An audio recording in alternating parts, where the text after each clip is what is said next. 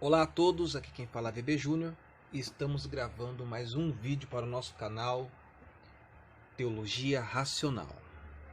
Bom, no vídeo de hoje eu gostaria de estar falando um pouco sobre o Evangelho de João, em especial o capítulo de número 1, capítulo tão debatido nos meios acadêmicos, nos meios sociais, nos meios eclesiásticos e, a meu ver, o que fomenta muito debate é a paixão.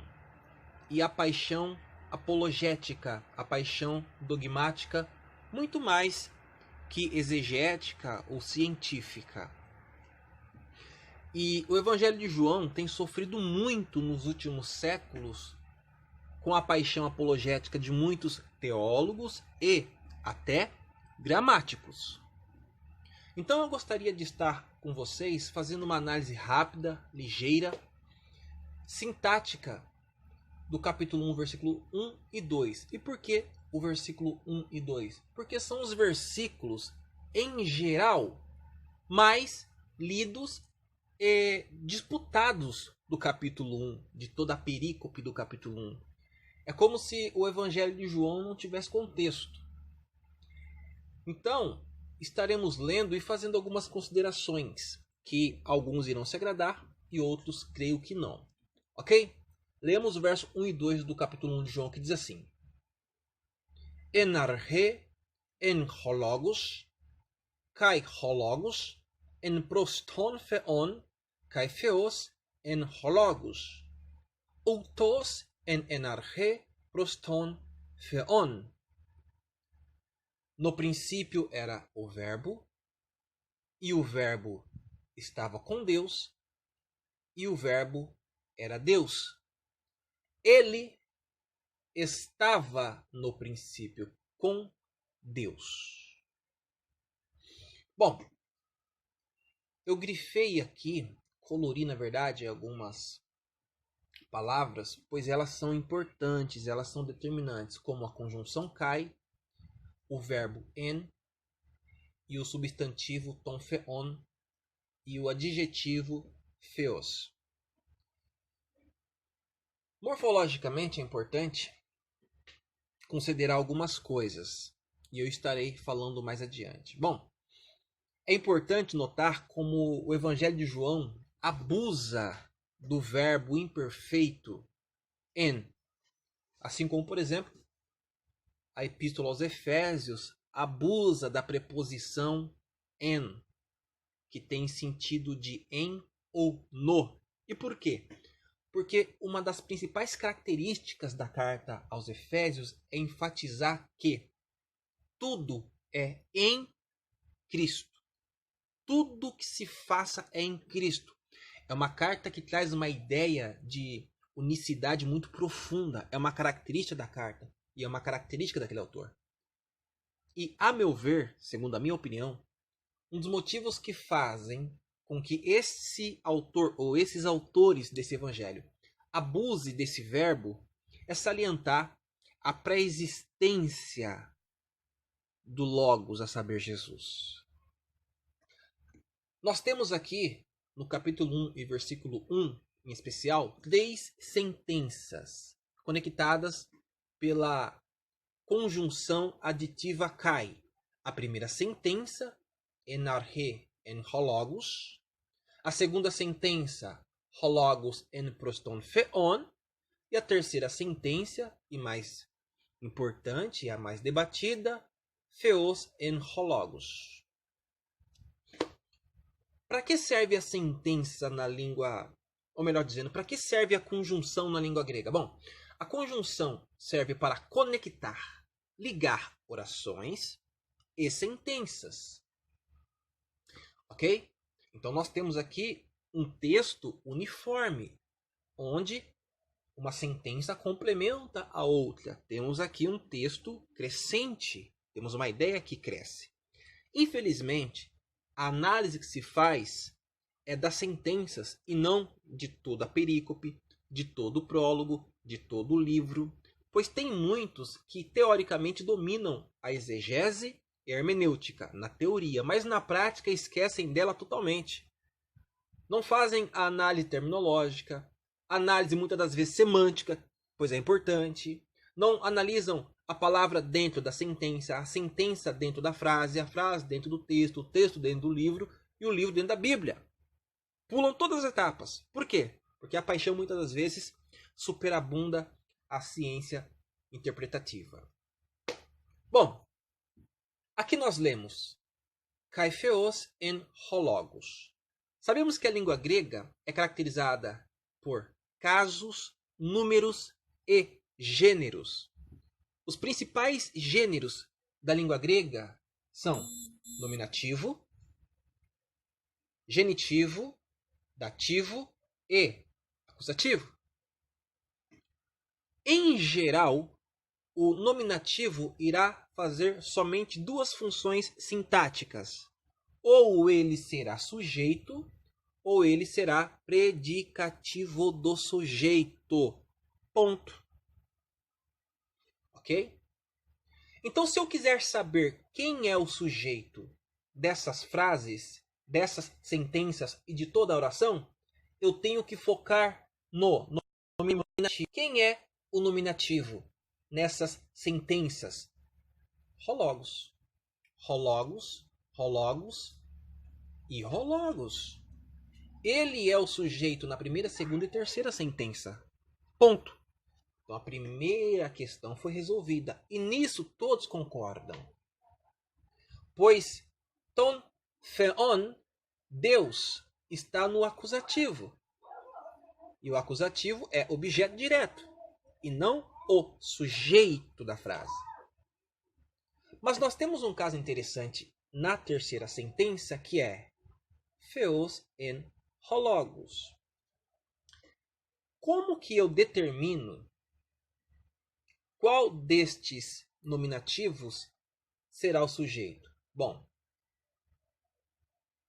o sujeito deve ter artigo definido. Ho logos tem artigo definido. Theos não tem artigo definido. Outra coisa que é importante salientar é que theos, assim como diabolos, Satanás, não são substantivos, são adjetivos. Eles só se tornam substantivos em geral, quando são acrescidos de artigo definido. E no grego todos sabemos que não tem artigo indefinido, só artigo definido.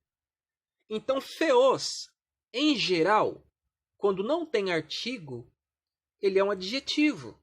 E o adjetivo na sintaxe irá fazer somente duas funções, isso no português e no grego. Ou será adjunto adnominal, ou será predicativo do sujeito. E aqui, theos está como, primeiro, adjetivo, morfologicamente, e sintaticamente como predicativo do sujeito.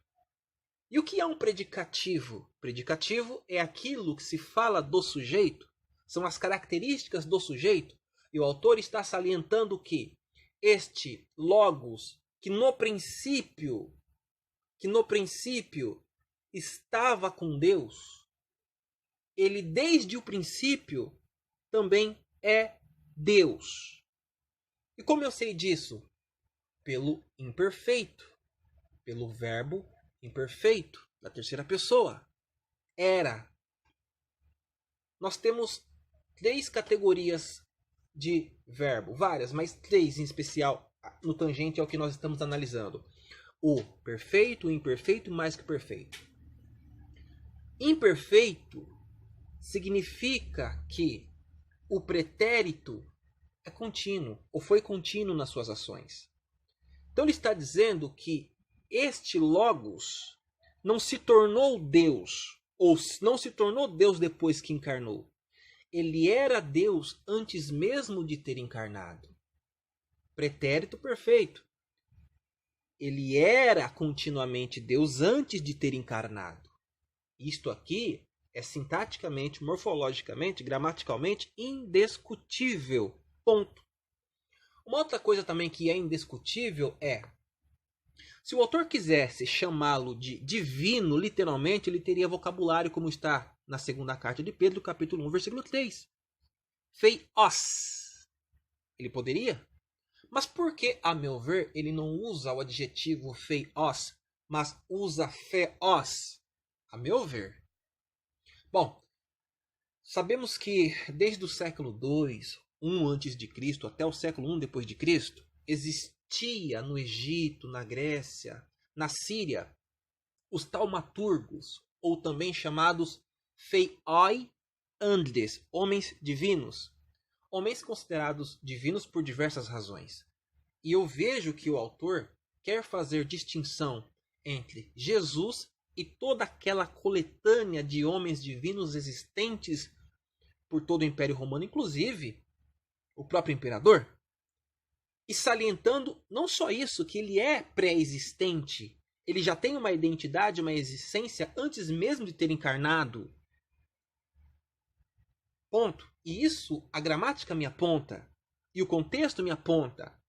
Quais seriam os problemas no tangente a isso? Bom, é dito que ele é o unigênito do pai. Como se o pai o tivesse gerado na semelhança de uma mãe que gera um filho. Aí já é um outro debate. Então, a compreensão exata desse texto é que Hologos, Jesus, era Deus antes mesmo de ter encarnado. Primeira coisa que é gramaticalmente indestrutível e indiscutível é isso. A segunda coisa, Theos não está como substantivo, mas como um predicativo do sujeito Hologos, ou seja, aqui não é o pai. Lendo no português parece, mas aqui não é o pai. Aqui é um adjetivo. Ok? O pai está aqui, Tom Feon, mas aqui não é o pai. Não tem como fazer disso aqui o Deus Pai. É um absurdo. Os próprios gramáticos conservadores, como por exemplo Daniel Wallace, diz que todas as tentativas referente a isso é inaceitável, é espúrio. Ponto. Então está salientando que ele é Deus, que ele tem essência divina, que ele é pré-existente e que ele é assim antes mesmo de ter encarnado. Ponto. Isso é indestrutível. O que é errado? Traduzir Theos por divino. É errado gramaticalmente. É errado etimologicamente. Mas é aceitável colocar aqui um Deus. Porque a gramática isso permite. Isso não é espúrio. É permissivo. Ponto. Uma outra coisa também que é importante ser salientado é, e aqui deve ser o debate, qual a dimensão deste Theos? Ou melhor dizendo, Theos. Igual ao pai? Semelhante ao pai? Do mesmo tamanho que o pai? Bom, a meu ver, e com base em todo o Evangelho de João, e com base em todo o Novo Testamento, e com base naquilo que Jesus declara acerca do pai, não há um só texto no Novo Testamento, dentro de um contexto, é óbvio, porque pegando um texto daqui, texto dali, você monta a mistureba que você quiser, um só texto que coloque Jesus igual ou maior que o pai, mas sempre como inferior ao pai. E o pai é o cabeça dele, Paulo diz isso. Paulo inclusive vai dizer no capítulo 15 da sua primeira carta aos Coríntios que no final de tudo, o próprio filho que sujeitou as coisas iria se sujeitar diante do pai. O filho o tempo todo se fez sujeito ao pai, tanto na terra e até na teologia pós-terrena. Então eu não vejo o mínimo de base também para a doutrina trinitariana aqui. É forçar o texto e abusar da ignorância alheia. Tem muitas pessoas que fazem vídeo aí de sintaxe, de morfologia, por quê? Porque o público é leigo e o público não examina exegeticamente, examina na base do impressionismo, porque não está entendendo nada do que está sendo apontado ali. Então não há o mínimo de possibilidade dentro desses dois versículos a doutrina unitariana, até porque essa doutrina começou a ser pensada e organizada a partir do século II e ela foi ratificada por debate no século IV e continua até hoje sendo questionada. Como que pode ser algo que prevaleceu por debate, só começou a ser pensado e raciocinado a partir do século II, ser uma revelação bíblica, fruto de uma junção canônica? Isso é importante ser salientado. Até porque, como os lemos no capítulo 10, versículo 34, homens sendo chamados de deuses, e aqui não é feioi, mas é deuses no plural de Theos, não os qualifica como sendo iguais ao Pai em tudo. Não os qualifica. Jesus está recitando Salmos de número 82, verso 6, que diz assim: Respondeu-lhes Jesus: Não está escrito na vossa lei? Eu disse: Sois deuses? Fei oi este. Bom, Jesus está recitando um salmo e dizendo que está recitando a lei. Isso é um problema. Por outro lado, eu interpreto esse texto como sendo muito importante dentro de um contexto, mas principalmente dizendo assim: se aqueles que receberam a lei foram considerados deuses, quanto mais aqueles que estão recebendo a palavra viva de Deus, o que eles devem ser considerados? Para mim, é esse o sentido do comparativo que ele está promovendo, ok? Então, além da análise terminológica que deve ser levada em voga, existem várias outras análises que o teólogo deve fazer. Por exemplo, o gênero literário. Qual o grau de parentesco que João 1 tem com Gênesis 1? A saber, Gênesis 1 ser um hino da criação. Por isso que George Andon Led sugere algo que outros estudiosos sugeriram, que João 1 poderia ser um hino antigo, ou pelo menos preservar fragmentos de um hino da encarnação, como existem outros fragmentos de hino da encarnação. Também existe o debate da crítica literária, o debate da crítica textual, por exemplo, o quanto o verso 6 ao 8 do capítulo 1 é original e não uma interpolação. Uma outra questão deve ser salientada: o capítulo 1, ou seja, o prólogo, ele é anterior ou posterior à narrativa? Isso deve ser salientado. O que deve ser salientado também? A palavra logos. Por que ela está na composição joanina? Qual o nível de parentesco que tem com o logos de Heráclito? Com o logos de Philon? Ou, por que o logos joanino, em alguns aspectos, destoa tanto, como, por exemplo, fazer o logos encarnar, a materialização do logos, algo tão singular? Quais são as suas influências? O logos joanino tem empréstimos ou ele é singular? Então, quando nós pensamos em João 1, verso 1 e 2 e o contexto, tudo isso deve ser trago a debate e a reflexão. Por que dos porquês? Ok? Então, essas são as minhas considerações exegéticas. Primeiro, Theos, indiscutivelmente predicativo do sujeito. Aqui está dizendo que Theos é Deus. E Theos aqui não é o Deus Pai. Ponto. Se algumas Bíblias, em especial TNM, traduz como sendo um Deus, gramaticalmente é possível. Porque um Deus aqui não vai descaracterizar a qualidade do hologos. Os trinitarianos não aceitam porque eles querem fazer de Theos o Deus Pai. E isso também é mais absurdo tanto quanto. É tanto quanto. E Theos é um anárquio. Quando nós temos dois nominativos na mesma sentença, o nominativo que não tiver artigo e for pré-verbal é anárquio. E os pré-verbais anárquio, nessa circunstância, é predicativo do sujeito. Ok?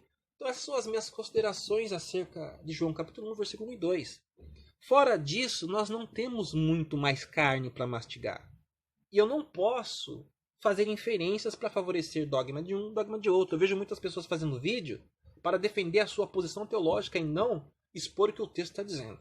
Então, fazer exegese, fazer hermenêutica é procurar ser o mais neutro possível, ok? Então encerramos mais um vídeo. Espero que tenha sido útil a todos aqueles que nos assistem e muito obrigado.